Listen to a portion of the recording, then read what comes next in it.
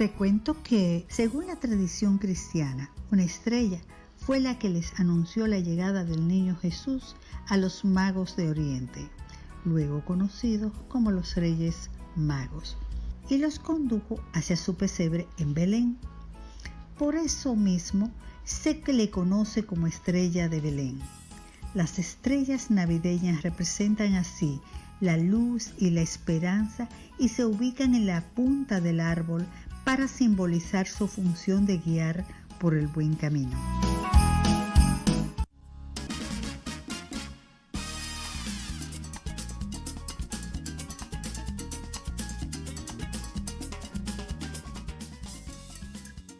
Ya estamos de regreso con ustedes, aquí estamos muy bien acompañadas de nuestro querido licenciado Alfredo Yeger. Con él vamos a hablar, él es abogado, y con él vamos a hablar de la buena administración y contrataciones públicas. Él está inmerso en todo esto. Hemos escuchado de todo ahora, pero yo quiero saber cómo es el proceso, porque una cosa es cómo es el proceso, otra cosa lo que uno oye, otra cosa lo que... Entonces uno no sabe ya cómo está funcionando todo eso. Bienvenido, claro, qué bueno tenerte aquí de nuevo. Muchas gracias, de verdad es un placer siempre compartir con ustedes, y más en este espacio tan acogedor y bueno y familiar. Es un tema ya básicamente de familia, como nos tratamos acá. Claro que sí, así es. Sí. Licenciado, cuando hablamos de buenas contrataciones públicas, la administración, ¿a qué es eso? ¿Qué significa? Bien, acá estamos ya, este sería como un tema más dirigido a los nuevos servidores públicos, precisamente, quienes están asumiendo los diferentes roles que se vinculan de una forma u otra para con la administración. Pues es un principio y a la vez un derecho fundamental, algunos lo ven de esta manera, que se viene de la Constitución. El artículo 138 te habla de principio de buena administración, y es que te dice que todo el actuar de la administración debe ir siempre acompañado de una norma, ya sea fundamental, ya sea sectorial, una norma legislativa que sustente el buen actuar de la administración. Por lo tanto, los servidores que coexisten con este sistema pues deben actuar bajo los parámetros éticos, principios éticos, y asimismo pues los parámetros legales correspondientes y afines al fin ulterior de su función. Alfredo, es interesante cómo hablas de estos reglamentos a los cuales deben apegarse esos servidores públicos para lograr un proceso transparente. Hablemos un poco del proceso. ¿En qué consiste un proceso transparente de compra? Bien, sabe que disponemos o tenemos una herramienta en cierto modo innovativa y que día tras día pues va evolucionando en beneficio de directamente las personas, que es para el fin para el que fue creado. Contamos con la herramienta del portal transaccional.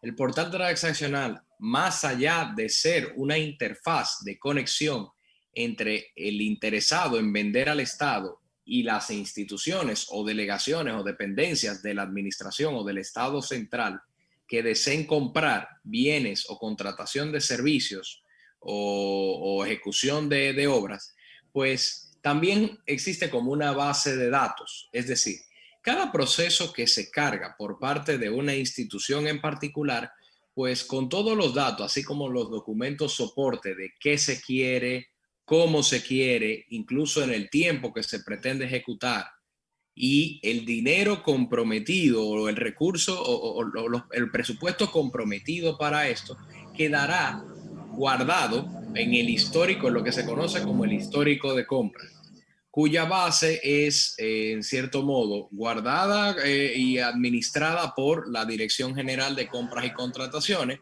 para fines de evaluar si esta fue realizada conforme a la ley o existió algún percance que pudiera inducir como al error o que pudiera interpretarse que no estuvo correctamente realizada. Esto afecta de manera directa el tema de la transparencia. ¿Por qué? En el buen sentido igual. Porque ya acá te dice el presupuesto que asigné a esa institución X esta institución está destinando o está comprometiendo X cantidad para la contratación de un servicio tal o cual, o la adquisición de un bien, o incluso la contratación de una empresa para la ejecución de una obra tal. Y ya te da un principio y un fin hacia dónde está yendo el presupuesto, hacia qué rubro, si fue gastado consecuente, de manera razonable. Y ya acá el ciudadano como tal, que le da seguimiento a este tipo de cosas, cuenta con el portal de transparencia a través de acceso a la información pública y ve de qué manera se gasta el presupuesto que viene de su propio bolsillo, por decirlo de un modo, que son los impuestos que pagamos a diario y que mensualmente estamos pagando. Entonces, acá ya sí hay una cierta transparencia porque ya tienes un ecosistema abierto de cómo se está gastando, en qué se está gastando y hacia dónde o qué manera, qué razonamiento le están dando, qué fundamento. Y de aquí es que se genera bastante opinión pública de si fue razonado, si no, por qué no debió haberse gastado así, por qué es mejor no buscar una mejor forma. Y esto también genera discusiones que se dan para mejorar incluso la modalidad de cómo hacer negocios con el Estado y poder continuar con el desarrollo de infraestructuras y demás que la administración necesita para poder hacer mejor gestión. Así es. ¿En qué se beneficia el ejercicio de la buena administración en las contrataciones para los interesados? ¿Sí? Bien, en este caso, esta la podemos verificar. Es una cuestión que viene lo voy a hablar desde lo más simple hasta y quizás lo más complejo, por decirlo de un modo. Cuando los proveedores en un proceso de compra, pues realizan una pregunta X acerca de un proceso que está en periodo de ejecución o de apertura, previo a la apertura de sobres y demás, ellos tienen una oportunidad y un plazo para realizar todas las preguntas referentes al proceso. ¿Qué quieren? ¿Cómo lo quieren? ¿De qué tamaño queremos ese bien? ¿O cuál es el tipo de servicio que ustedes están reclamando específicamente? ¿Me pudieran dar detalles y demás? Basta con que el funcionario o analista de compras que está llevando el proceso se detenga a contestarle las preguntas de manera acabada, de decirle de manera explícita, mira, lo que estamos requiriendo ahora es esto.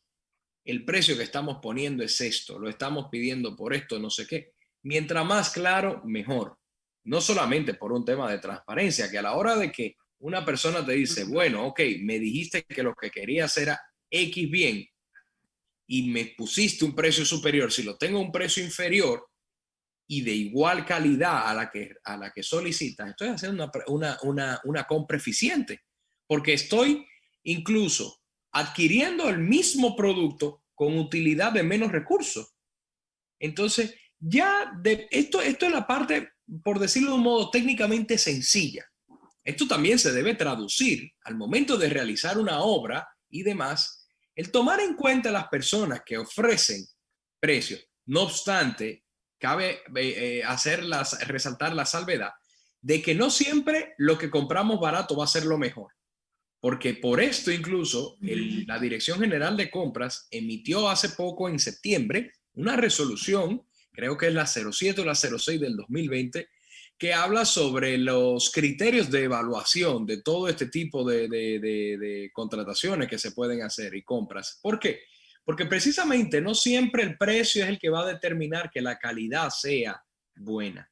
Por eso debemos tener siempre un parámetro, quienes trabajamos esto a diario, entre precio, calidad.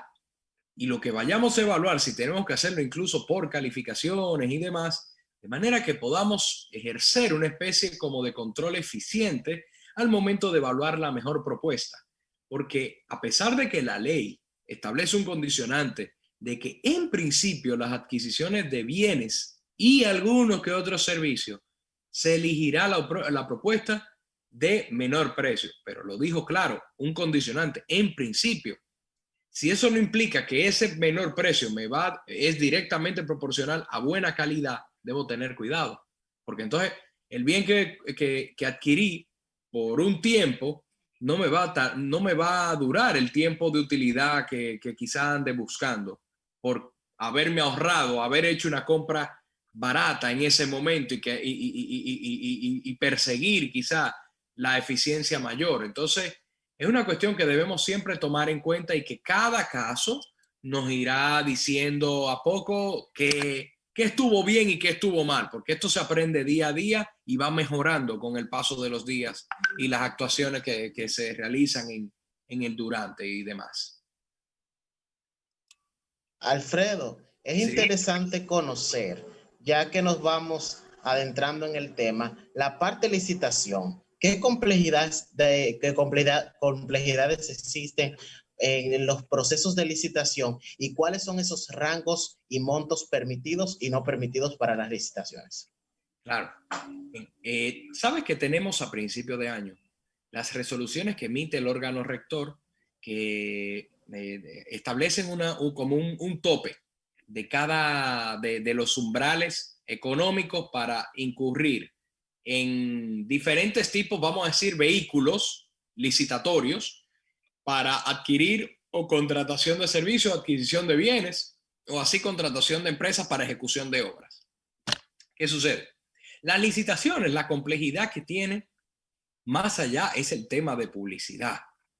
Debe ser publicada en 2 diarios de alta circulación nacional y no obstante tener un mes de publicación. Pero ¿qué sucede? Esto siempre va a incurrir, va a comprometer el hecho de que siempre es un monto mayor. Las licitaciones, según el último umbral, llegan hasta los 184 millones estimativo, 184 millones 400 y algo. Inician porque existe la obra menor, pero la obra menor llega hasta 110 millones 134 mil y algo. Entonces, más o menos esos son los parámetros y rangos que debemos tomar en cuenta al momento de que nos hacen una solicitud. La autoridad, el departamento administrativo, que es el superior jerárquico, por decirlo de un modo, te va a hacer la solicitud de, mira, estoy necesitando la adquisición de, no sé, bueno, ahora que tenemos el año escolar en curso, pues aprovecho la oportunidad de 500 laptops.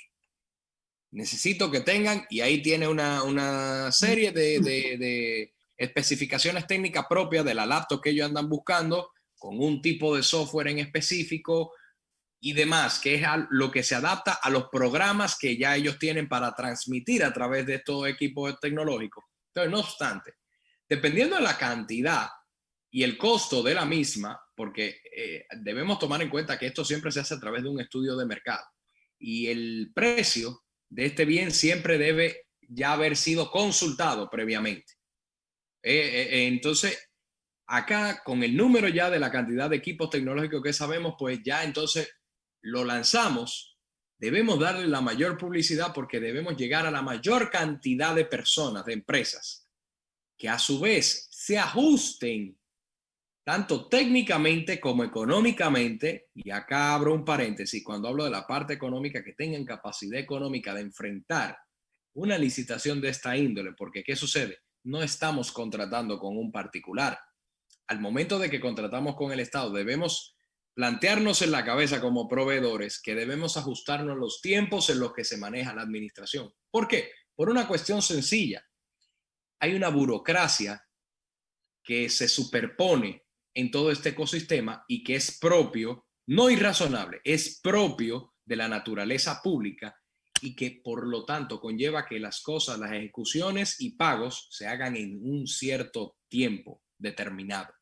Entonces, precisamente, eso es parte de la complejidad porque sucede que las personas que contratan, los nuevos que empiezan a establecer negociaciones con el Estado, tienen la mentalidad del sector privado. En el sector privado, por decirlo en un término llámonos, es lo comido por lo servido. Uno llama, mira, necesito tal cosa, cotízamelo por favor, tome el dinero, la transacción sucede de inmediato. Acá dependo de una tesorería nacional que a la vez depende previamente de la Contraloría General de la República, que a su vez depende de una unidad de auditoría interna que está en cada institución. O sea, ya ahí te estoy hablando de 3 órganos que tienen 3 plazos distintos, cada uno establecido en su norma. Entonces, este interín tiene que necesariamente pasar por cuestiones de transparencia. Tengo que levantar toda esa información. Tenemos auditores que realizan todas las pesquisas propias que determinan de dónde salen los fondos y el durante de los mismos hasta el libramiento a la persona o empresa que resultó ganadora del proyecto X o Y para el que participó. Entonces, sí. Concluye. Entonces, ¿qué sucede? Tengo el tema de que acá, para completar la buena administración en esto, en lo que sería la licitación y la complejidad que lleva la misma, o sea, es un tema de la cantidad de documentos, el tiempo y la publicidad por la que debo realizar. Entonces, son los proyectos con más complejidad o más técnicos los que son llevados a través de estos procesos. Siempre debemos tener en cuenta que a la vez comprometen la mayor cantidad de presupuesto de una institución y es lo que lo hace tramitarlo a través de este vehículo. Bueno, de verdad que el tiempo nos traiciona, pero nos hemos dado cuenta de que hay que practicar la buena administración todos los días. Eso es de ahí. De verdad, el licenciado Alfredo Yeger, gracias por estar con nosotros, por explicarnos ese proceso. Ya muy pronto iremos abarcando poco a poco para nosotros entender y saber hablar de este tipo de procesos gubernamental, porque a veces, como ya digo, la empresa privada funciona de una forma, pero la gubernamental es de otra, porque es una larga cadena con muchos eslabones que hay que caminar. De verdad que muchas gracias por el tiempo que nos ofreció y ya será hasta la próxima. ¿Cómo podemos localizarlo para cualquier asesoría? Asesoría, consulta. Gracias, sí. Bueno, tienen en mis redes, me tienen a disponibilidad en Instagram, Alfredo Yeger, como tal, nombre y apellido. Me tienen acá en el celular el 829-986-5013. Y también si disponen y gustan de Twitter, pues ALY12, que sería Alfredo Yeger, y 12 ya es un número que tengo por una predilección por el mismo. Bueno, gracias Alfredo por haber estado con nosotros. Un placer, de verdad, y muchas gracias por la invitación nuevamente. Siempre, esta es tu casa. Gracias. Señor director, vamos a la pausa.